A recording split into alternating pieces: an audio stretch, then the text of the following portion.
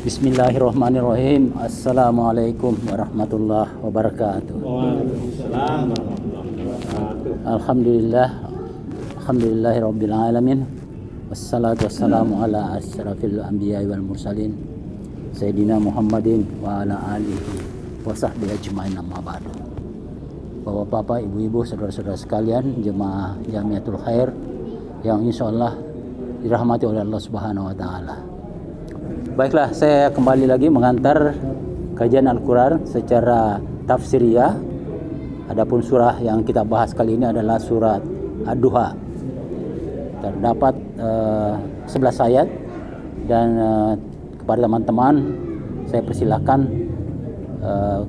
kajian secara tafsiriyah ini bisa mengeluarkan tafsir-tafsir sesuai dengan bacaannya dan pengalaman-pengalamannya dalam kehidupan sehari-hari ini. Silahkan, ini ayatnya yang kita bahas berikut ini. Bismillahirrahmanirrahim. Wadduha wal laili idza saja ma wadda'aka rabbuka wa ma qala walal akhiratu khairun laka minal ula wala sawfa yu'tika rabbuka fatarda. Alam yajidka yatiman fa'awa wa wajadaka dhallan fahada wa wajadaka 'ailan fa'aghna fa'ammal yatima fala taqhar wa ammas sa'ila fala tanhar wa amma bi ni'mati rabbika fahaddits. Assalamualaikum warahmatullahi ta'ala wabarakatuh. Alhamdulillahirabbil alamin.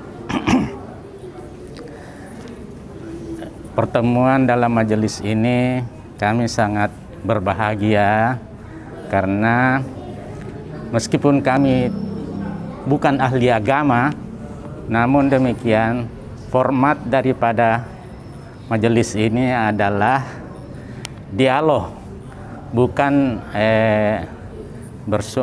bukan sejenis narasumber atau ceramah, sehingga saya memberanikan diri menyampaikan sesuatu meskipun kami belum terlalu menguasainya. Itu hal yang menarik buat saya karena formatnya adalah dialog, di mana namanya dialog bisa saja benar, bisa saja tidak tepat. Yang kedua yang kita bicarakan tadi adalah wadduha. Meskipun baru beberapa menit kami menyimak ayat ini, tapi saya berkesimpulan bahwa disinilah kasih sayang Allah kepada Nabi kita Muhammad Sallallahu Alaihi Wasallam. Karena dari ayat demi ayat itu kelihatan bahwa Allah mengatakan, jangan ragu, saya tidak akan tinggalkan kamu meskipun pada saat matahari naik setingkat sepenggal-sepenggal dan pada sore harinya pun akan terbenam, tapi Allah tetap kira-kira tetap mendampinginya. Saya juga berkesimpulan bahwa kita ini adalah umat Nabi Muhammad Sallallahu Alaihi Wasallam. Saya menafsirkan apa hikmah daripada itu. Artinya mungkin ini salah atau mungkin kurang tepat, bahwa kami yang namanya umat Islam, umatnya Nabi Muhammad, kami selalu dilindungi oleh Allah Subhanahu Wa Taala. Itu secara global. Karena kalau nabinya dilindungi, disayangi, ya tentu umatnya juga ikut. Hikmahnya saja saya tafsirkan secara global saja. Itu barangkali kira-kira pemikiran saya untuk sementara. Pelajaran yang telah kita lalui dahulu yaitu wal asri. Kemudian wal laili, demi waktu. Maju sedikit wal fajar. Kemudian malam ini wadduha. Yang saya mau tanyakan Di sini diawali semua dengan kata wa. Kemudian diakhiri dengan apa? Berbaris fathah. Yang diakhiri semua dengan wal asri berbaris kasrah. Ya, saya mau tanyakan ini wadduha diawali wa juga berbaris fathah, diakhiri fathah juga.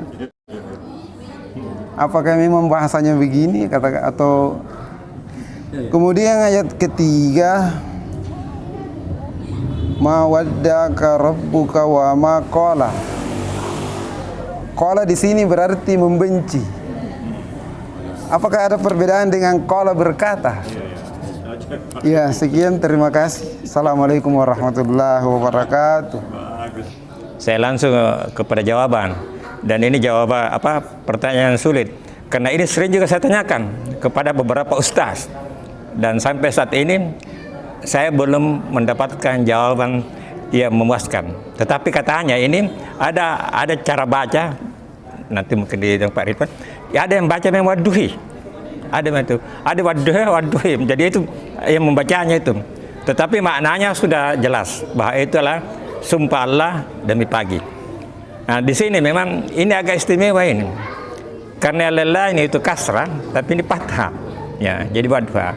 Jadi mungkin kalau kita analisa lebih lanjut itu mungkin ada pemaknaan yang lebih dalam tentang itu. Karena di sini agak istimewa ya, lelahnya itu kasrah, sementara ini fathah. Tapi katanya memang saya pernah dengar bahwa ada cara baca, dia baca wadduhi. Begitu ya, itu jadi segi baca.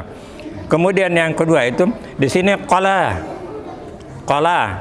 itu benci. Qala ada alif. Jadi beda. Qala itu berkata ya, ada alifnya ya. Nah, inilah kehebatan bahasa Al-Qur'an, bahasa Arab, karena beda-beda sedikit selain maknanya. Ya, jadi memang kita diharapkan untuk membaca secara benar. Jadi qala di sini tidak ada alif, langsung dia. Jadi itu berarti membenci. Sedangkan qala kaf alif lam. Nah, di situ ada dia. Jadi qala. Ya. Dari kata dasarnya itu kaulah. Ka, waw, lam, atau karena waw itu kadang-kadang disamakan dengan alif. Jadi ada 3 huruf gitu ya. Jadi itu ya. Jadi qala itu membenci. Qala itu berkata. Ya, itu saja jawaban saya. Ya, terima kasih. Alhamdulillah dua saudara kita telah mengungkapkan baik pertanyaan maupun semacam pendapat atau persepsi tadi. Kesimpulannya setelah beberapa saat, ya menurut saya juga dapat hidayah itu, karena sempat memikirkan bahwa kalaupun Rasulullah diberikan kelebihan-kelebihan nikmat sejak kecil, ya dijadikan yatim, diangkat derajatnya setingkat demi setingkat, lalu diberi jaminan bahwa di akhir nanti itu akan jauh lebih baik ya daripada yang sebelum-sebelumnya. Menurut pendapat saya Pak, yaitu memang benar ya. Insya Allah selama kita istiqamah ya sebagai umat Rasulullah SAW, bagaimanapun juga kita akan mendapat syafaatnya. Syafaatnya nanti insya Allah di hari kemudian, termasuk mengkaji Al-Quran ini. Jadi Al-Quran ini adalah luar biasa, bukan hanya sebagai bacaan biasa, tetapi ini yang bisa menolong kita. Dan kita sudah tahu bahwa kitab ini tidak bisa dipisahkan dari seluruh aktivitas Nabi Muhammad SAW. Jadi insya Allah Pak, kalau saya sudah benar bahwa kalau kita menjadi umatnya Rasulullah, hamba Allah yang sesungguhnya, berbakti dengan sungguh-sungguh kepada Allah, kita juga akan mendapat nikmat insya Allah ya, seperti yang dijanjikan di sini. Lalu kemudian hal yang rasanya ada sejarah sebenarnya di sini. Ada sejarah bahwa kita ini, termasuk saya pribadi, tidak merasakan namanya yatim. pada saat kecil. Tapi kalau kita lihat Rasulullah dan kita betul-betul telusuri itu Muhammad waktu kecil, saya pikir cukup tahan kalau tidak menangis. Mengapa tidak? Sebelum lahir sudah meninggal ayahnya, sudah yatim memang sebelum lahir. Ya, dan itu ada namanya Ummu Aiman itu yang membantu itu Siti Aminah, tentu atas persetujuan keluarga Abdul Muttalib pada saat itu kakeknya, dan menggugah betul hati rasanya karena pada saat rombongan itu datang ya, sudah datang dijemput oleh para keluarga, ternyata itu Abdullah, bapaknya, ayahnya Rasulullah, tidak ada dalam rombongan, tidak ada.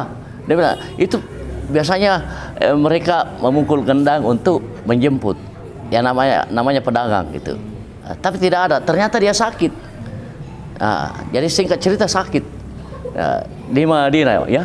Pada saat sakit diutuslah ada pamannya kalau tidak salah ya ke sana untuk bagaimana sih nasibnya. Ternyata dia meninggal di sana. Ini maka Rasulullah sudah dididik ya pada saat sudah dalam kandungan sudah dididik memang untuk menjadi yatim. Nah, selanjutnya kalau orang sekarang itu biasa menyebut pacilakai. Siapa saya yang ditinggali? Meninggal. Ya, tidak lama kemudian sudah ibunya lagi dalam umur 6 tahun kalau tidak salah. Kan dia bertanya-tanya, selalu orang bilang abi, anak-anak lain. Apa itu abi? Dia bilang, oh dia panggil ayahnya. Nah, kalau saya yang mana? Dia bilang, oh, kalau kamu nak sudah tidak ada ayahmu, sudah meninggal. Diceritakanlah. Wah, saya juga kepingin mau tahu. Diantarlah oleh Aminah ini, diantar ke sana dengan naik unta, lalu kemudian bersama Ummu Aiman itu perempuan. Dan setelah tiba di sana di Yasrib itu, dia lihat itu kuburannya di Baki itu. Sudah di sini di dalam di tanah itu namanya meninggal itu di dalam di tanah sudah mati, tidak bisa lagi gerak. Oh, nah pulang dari Madinah di perjalanan belum ada beberapa kilometer dari Madinah, disitulah sakit ibunya dalam perjalanan dan meninggal di situ. Luar biasa ini, bagaimana ini di tempat Rasulullah yatim. Siapa yang bisa seperti sekarang ini seperti itu ya? Sehingga ya dihiburlah Rasulullah. Tidak, di belakang itu akan baik insya Allah. yakin ya. Kita mengatakan insya Allah, tapi Allah memastikan.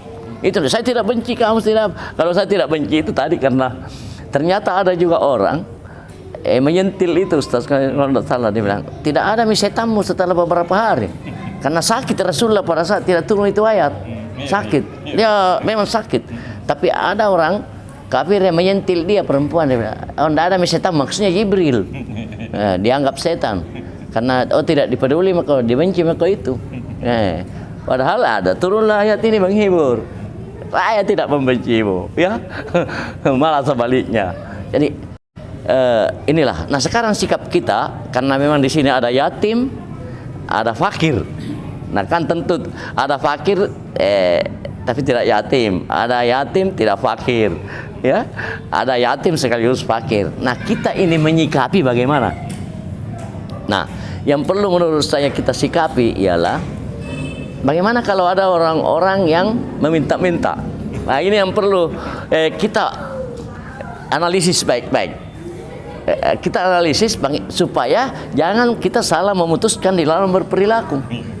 Nah, tetapi rumusnya jangan menghardik, ya, tidak memberikan lagi, dihardik lagi, dikata-katai lagi. Inilah yang paling tidak baik. Ya, itu sedapat mungkin tapi kalau sedapat mungkin dihindari. Tapi kalau kita lihat, karena ada juga yang menipu, ada juga yang menipu. Ini perlu kita tahu ini sebenarnya organisasinya ini. Ya, malah kakinya apa disembunyikan seperti orang yang tidak punya kaki, ataukah ada yang orang tuanya mengapa namanya menyimpan di situ di pinggir jalan, semacam pendapatan lah begitu ya. Ya baru sebentar dia jemput lagi. Nah yang seperti ini menurut saya yang penting jangan dihardik, tapi bagaimana kita terlibat kalau memang bisa dinasihati dengan baik ya, atau ditunjukkan bahwa sebenarnya yang terbaik itu bekerjalah ya, daripada minta-minta seperti ini.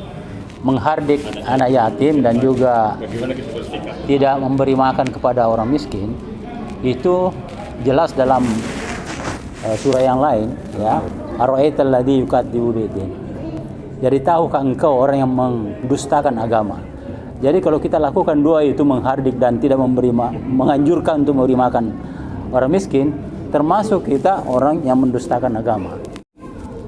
Nah ini sangat penting sekali ya, terutama saat-saat sekarang ini. Sering kita melihat orang-orang di pinggir jalan meminta, yang boleh jadi kita tidak tahu latar belakangnya bagaimana ya. Jadi Prof tadi sudah menjelaskan bagaimana kita menyikapinya ya. Yang penting tidak menghardik ya, tidak menghardik, dan kalau ada ya berikanlah sesuai kemampuannya, dan kalau ada diberikan, dan kalau tidak Anda usah dicaci maki karena kita termasuk orang yang mendustakan agama. Ini sangat mengerikan memang ya, serba salah ya, serba salah. Oleh karena itu agama ini memang cerdas memberi kita peringatan ya di dalam ini ya. Saya kira itu tambahan sedikit. Terima kasih.